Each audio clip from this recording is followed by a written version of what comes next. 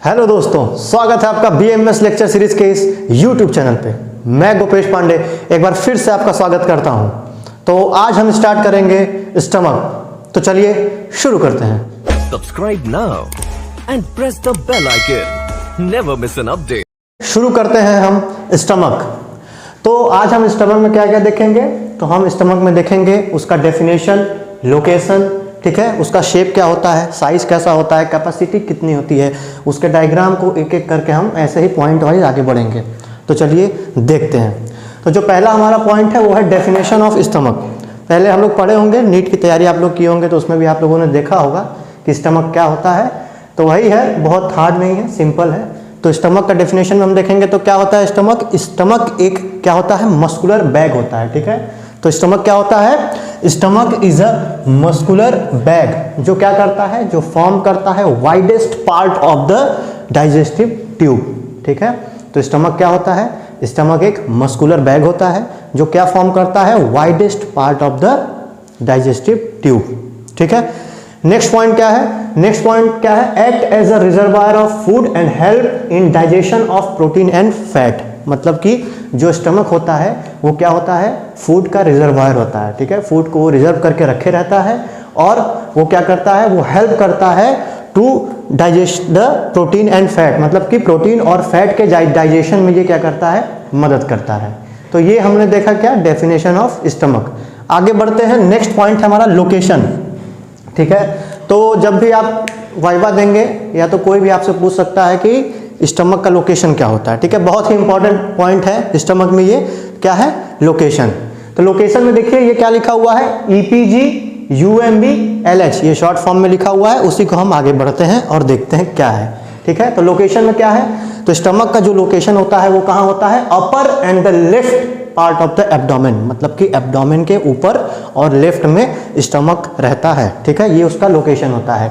और क्या है, occupying the epigastrium, umbilical and hypochondrium region, ठीक है।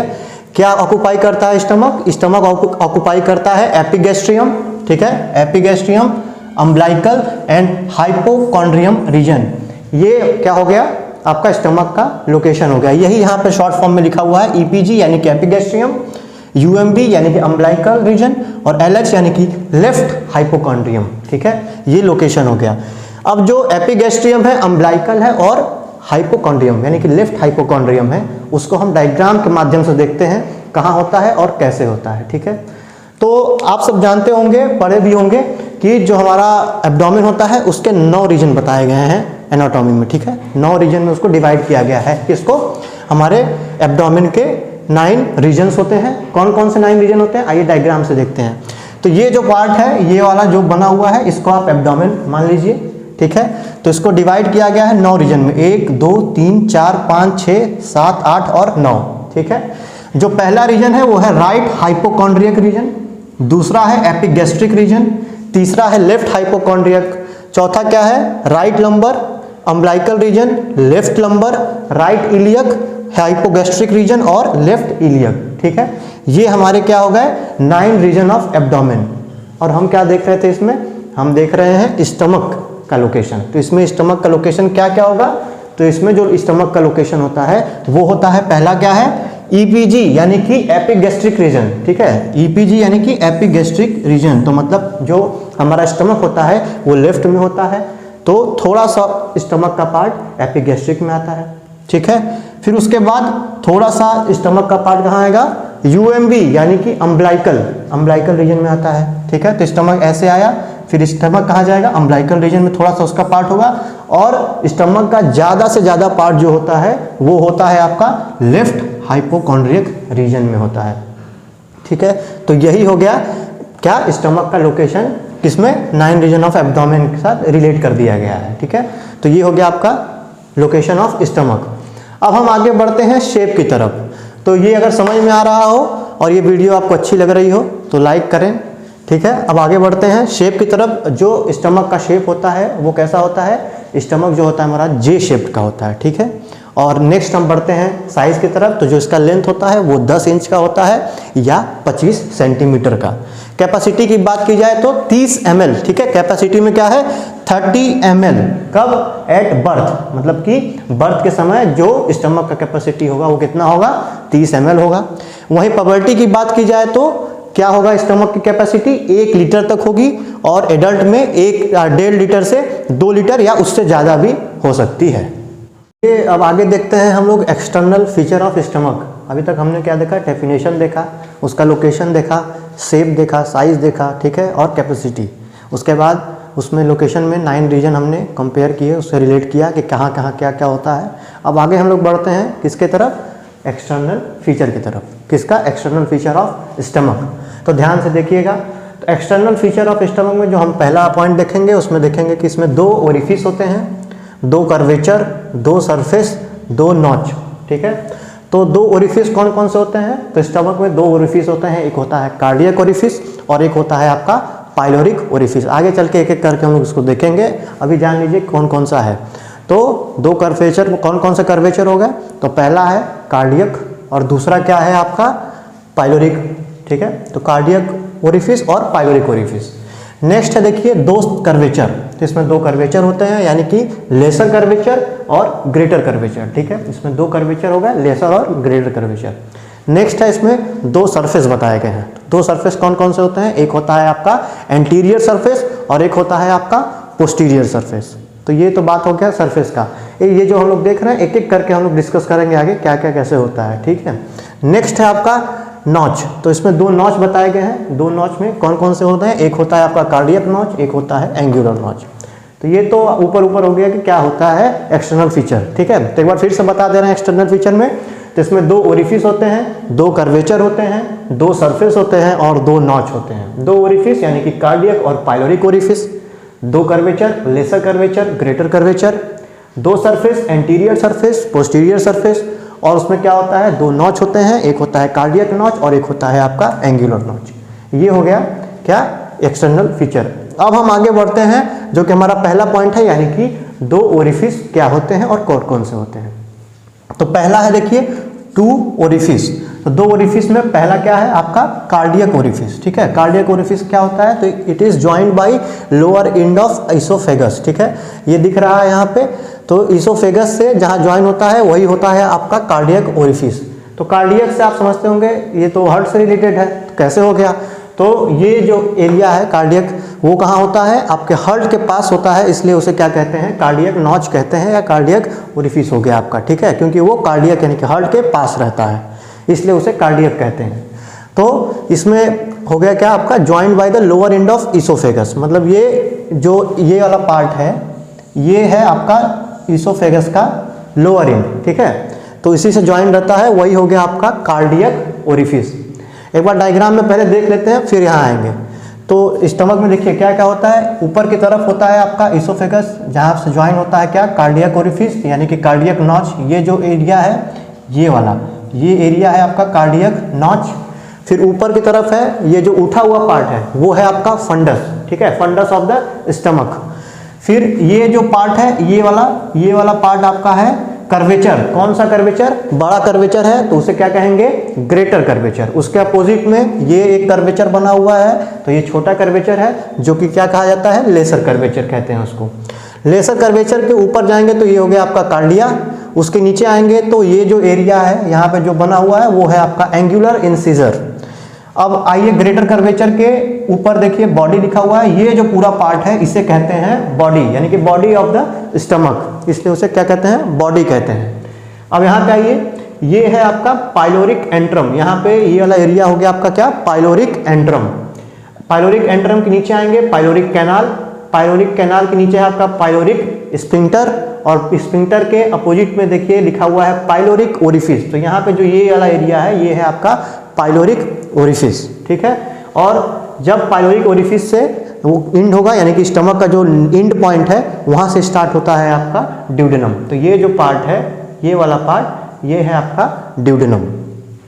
तो चलिए अब देखते हैं हम लोग क्या फिर से कार्डियक ओरिफिस क्या होता है। तो कार्डियक ओरिफिस में क्या होता है? तो ये होता है joined by the lower end of oesophagus, मतलब कि जो कार्डियक ओरिफिस होता है ये ज्वाइन होता है किससे?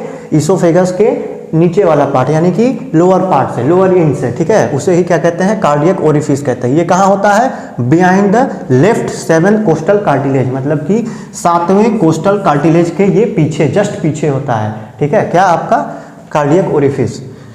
2.5 सेंटीमीटर फ्रॉम द स्टर्नम, मतलब कि जो स्टर्नम बोन होता है उससे 2.5 सेंटीमीटर ये क्या होता है, दूर होता है, और कहाँ होता है, at the level of T11 vertebrae, ठीक है। ये हो गया आपका कार्डियक ओरिफिस। नेक्स्ट हम बढ़ते हैं पाइलोरिक ओरिफिस की तरफ। तो पाइलोरिक ओरिफिस क्या होता है, तो ओपन इनटू द ड्यूडेनम, ठीक है। ये देखिए, ये है आपका पाइलोरिक ओरिफिस, और ये कहाँ खुलता है, जाके खुलता है ड्यूडेनम से, मतलब जहाँ पे आपका पाइलोरिक यानी कि ये स्टमक का एंड है वहीं से स्टार्ट होता है, उसके लास्ट पार्ट होता है आपका पाइलोरिक ओरिफिस, वहीं के बाद स्टार्ट होता है ड्यूडेनम, मतलब पाइलोरिक ओरिफिस जाके खुलता है कहाँ, ओपन होता है ड्यूडेनम में, ठीक है। तो यही यहाँ बताया गया है, open into the duodenum at the level of L1। ये कहाँ होता है, L1 पे होता है। और पोजीशन की बात की जाए तो इसके पोजीशन को इंडिकेट करने के लिए दो चीज़ें बताई गई हैं। एक है प्री पाइलोरिक वेन, ठीक है, जो प्री पाइलोरिक वेन होता है वो कहाँ होता है, पाइलोरिक ओरिफिस के लेवल में होता है, और जो सर्कुलर ग्रूव होता है वो कहाँ होता है, वो भी पाइलोरिक ओरिफिस के इसी नीचे होता है, वो सर्कुलर ग्रूव बना लेता है पाइलोरिक ओरिफिस के पास, वही हो गया आपका सर्कुलर ग्रूव। एक बार फिर से बता दे रहे हैं, पाइलोरिक ओरिफिस क्या होता है, ये ओपन होता है कहाँ, ड्यूडेनम में, ठीक है। और इसका पोजीशन जो होता है, इसके पोजीशन को इंडिकेट करने के लिए बताया गया है कैसे, एक होता है प्री पाइलोरिक वेन और एक होता है सर्कुलर ग्रूव। तो जो प्री पाइलोरिक वेन होता है, ये एक वेन होता है, कहाँ होता है, ये पाइलोरिक ओरिफिस में होता है, ठीक है। और सर्कुलर ग्रूव कहाँ होता है, सर्कुलर ग्रूव होता है आपके, वो भी पाइलोरिक ओरिफिस में होता है, वहाँ पे एक सर्कुलर ग्रूव बन जाता है जिसको क्या कहते हैं, सर्कुलर ग्रूव कहते हैं। ये हो गया आपका पाइलोरिक ओरिफिस। अब हम आगे बढ़ेंगे कर्वेचर की तरफ, ठीक है। तो अभी हमने क्या देखा, ओरिफिस देखा, अब हम देखेंगे कर्वेचर। तो कर्वेचर में क्या है, तो इसमें दो कर्वेचर बताए गए हैं, पहला है लेसर कर्वेचर और दूसरा क्या है आपका ग्रेटर कर्वेचर, ठीक है। एक बार दिखा दे रहे हैं डायग्राम में, लेसर कर्वेचर कहाँ है और ग्रेटर कर्वेचर कहाँ है। तो ये जो पार्ट है, ये वाला पार्ट, ये आपका है लेसर कर्वेचर, और जो ये बड़ा वाला पार्ट है वो है आपका greater curvature of the stomach, ठीक है। ये हो गया आपका कर्वेचर डायग्राम में। अब देखते हैं लेसर कर्वेचर क्या होता है। तो लेसर कर्वेचर क्या होता है, तो ये कॉन्केव होता है, ठीक है। जो लेसर कर्वेचर है यानी कि ये वाला, ये जो कर्वेचर है ये कैसा है, कॉन्केव है, ठीक है। इसीलिए इसको क्या कहा गया है, कॉन्केव कहा गया है, क्योंकि वो जो शेप है वो कॉन्केव शेप है। उसके बाद क्या है, and form the right border of the stomach, मतलब कि देखिए, ध्यान से देखिएगा इसको, जो आपका कॉन्केव है, ठीक है, आपका लेसर कर्वेचर कैसा है, कॉन्केव है, और ये क्या फॉर्म करता है, ये फॉर्म करता है राइट बॉर्डर। क्यों राइट बॉर्डर फॉर्म करता है, क्योंकि ये राइट में है इसलिए ये राइट बॉर्डर फॉर्म करता है। उसके बाद क्या है, नेक्स्ट पॉइंट है provide attachment of lesser omentum, और ये यानी कि कर्वेचर, लेसर कर्वेचर क्या प्रोवाइड करता है, एक अटैचमेंट प्रोवाइड करता है। कौन सा अटैचमेंट होता है, वो लेसर ओमेंटम का अटैचमेंट होता है, ठीक है। अब आप लोग सोच रहे होंगे कि लेसर ओमेंटम क्या होता है, ठीक है। तो लेसर ओमेंटम क्या होता है, ये एक डबल लेयर होता है, किसका लेयर होता है, ये पेरिटोनियम का लेयर होता है, ठीक है। तो डबल लेयर ऑफ पेरिटोनियम, और ये एक्सटेंड करता है कहाँ से, फ्रॉम द लीवर, ठीक है, एक्सटेंड करता है कहाँ से, देखिएगा। तो लेसर ओमेंटम क्या होता है, एक डबल लेयर ऑफ पेरिटोनियम होता है, और ये एक्सटेंड करता है लीवर से कहाँ तक, to the lesser curvature of stomach and the first part of duodenum, ठीक है। मतलब कि जैसे एक बार सिंपल समझिएगा, जैसे ये स्टमक है, ठीक है, ये उसका इंटीरियर पार्ट है, पीछे पोस्टीरियर पार्ट होगा उसका। तो क्या होगा कि क्या होता है, इस पे एक लेयर होती है, पेरिटोनियम की लेयर होती है, ठीक है। तो एक इस पे पेरिटोनियम की लेयर पीछे से भी होगी और एक आगे से होगा, ठीक है, ऐसे जाके वो रहेगा, और इस पे क्या होगा, स्टमक रहेगा। तो जहाँ पे ये जुड़ रहा है, यानी कि ये कर्वेचर पे ये जुड़ रहा है, ठीक है, जहाँ पे वो अटैचमेंट आ रहा है उसे ही क्या कहेंगे, आपका लेसर ओमेंटम कहेंगे, ठीक है। तो वही यहाँ बताया गया कि डबल लेयर ऑफ पेरिटोनियम, ठीक है। तो जहाँ पे ये लेसर पे जुड़ रहा है तो उसे क्या कहेंगे, लेसर ओमेंटम कहेंगे। अगर वो ग्रेटर पे जुड़ेगा तो उसे क्या कहेंगे, ग्रेटर ओमेंटम कहेंगे, ठीक है। यही यहाँ पे सिंपल बताया गया ओमेंटम का मतलब क्या होता है। तो वही डबल लेयर होता है आपका पेरिटोनियम। अब हम बढ़ते हैं ग्रेटर कर्वेचर की तरफ। तो ग्रेटर कर्वेचर क्या होता है, तो ग्रेटर कर्वेचर कॉन्वेक्स होता है, ठीक है। तो सिंपल याद रखिएगा, जो लेसर है वो कॉन्केव है और जो ग्रेटर है वो कॉन्वेक्स है। जो लेसर है वो शॉर्ट होता है, ठीक है, और जो आपका ग्रेटर है वो बड़ा होता है। तो जो ग्रेटर कर्वेचर है वो क्या है, ये वाला जो पार्ट है यही है आपका ग्रेटर कर्वेचर। तो यही यहाँ बताया गया convex and form the left border, यही ये जो लेफ्ट है तो इसीलिए लेफ्ट में है इसलिए उसको क्या बताया गया है कि वो क्या फॉर्म करता है, लेफ्ट बॉर्डर फॉर्म करता है। तो यही है क्या करें कि convex and form the left border of the stomach, ये कॉन्वेक्स होता है और ये क्या फॉर्म करता है, ये लेफ्ट बॉर्डर फॉर्म करता है किसका, स्टमक का। नेक्स्ट है देखिए attachment to the greater omentum, ठीक है। तो ये क्या करता है, प्रोवाइड करता है अटैचमेंट, किसको, ग्रेटर ओमेंटम को ये अटैचमेंट प्रोवाइड करता है। और जो ग्रेटर ओमेंटम को ये अटैचमेंट प्रोवाइड करेगा तो ये क्या फॉर्म करता है, ये दो लिगामेंट्स फॉर्म करते हैं, ठीक है। मतलब कि जैसे कि ग्रेटर कर्वेचर था वो क्या प्रोवाइड किया, उसको अटैचमेंट प्रोवाइड किया, किसको, ग्रेटर ओमेंटम को। और जो ग्रेटर ओमेंटम हुआ वो क्या किया, ग्रेटर ओमेंटम दो लिगामेंट फॉर्म किया, पहला है गैस्ट्रो स्प्लेनिक लिगामेंट और दूसरा है गैस्ट्रोफेरेनिक लिगामेंट। तो ये हो गया आपका ग्रेटर कर्वेचर। देखते हैं एक्सटर्नल फीचर में सरफेस, ठीक है। तो सरफेस में कौन कौन से सरफेस होते हैं, तो इसमें दो सरफेस बताए गए हैं, ठीक है। स्टमक के दो सरफेस बताए गए हैं, कौन कौन से हैं, एक होता है आपका एंटीरियर सरफेस और दूसरा क्या है, पोस्टीरियर सरफेस, ठीक है। तो जो एंटीरियर सरफेस होता है वो कैसा होता है, तो फेस फॉरवर्ड एंड अपवर्ड, मतलब कि ये सामने की तरफ यानी कि फॉरवर्ड रहता है और क्या रहता है, अपवर्ड रहता है, ठीक है, यानी कि ऊपर की तरफ। जैसे ये स्टमक है, ठीक है, तो स्टमक का जो ये पार्ट है, ये कौन सा पार्ट है, ये एंटीरियर पार्ट है, ठीक है, ये दिख रहा है तो ये एंटीरियर पार्ट होगा। तो ये कैसा हो गया, फॉरवर्ड एंड अपवर्ड है। और फिर सेकेंड क्या है, पोस्टीरियर सरफेस। तो पोस्टीरियर सरफेस कैसा होता है, वो होता है आपका बैकवर्ड एंड डाउनवर्ड, ठीक है, यानी कि थोड़ा पीछे की तरफ होगा और नीचे की तरफ, ठीक है। तो ये हो गया आपका पोस्टीरियर सरफेस। अब आगे बढ़ते हैं स्टमक में, किसके तरफ, दो पार्ट्स, इसमें दो पार्ट्स बताए गए हैं, ठीक है। स्टमक के कितने पार्ट्स बताए गए, दो पार्ट्स बताए गए हैं, एक होता है आपका कार्डियक और एक होता है आपका पाइलोरिक, ठीक है। तो टू पार्ट्स कौन कौन से हो गए, cardiac part and pyloric part. तो कार्डियक पार्ट क्या क्या होता है इसमें भी दो सब डिवाइड किया गया है, यानी कि cardiac part is also divided into two sub division. कौन कौन से हैं वो, पहला है आपका फंडस और दूसरा है बॉडी, ठीक है, यानी कि कार्डियक पार्ट दो में डिवाइड किया गया है, फंडस और बॉडी में।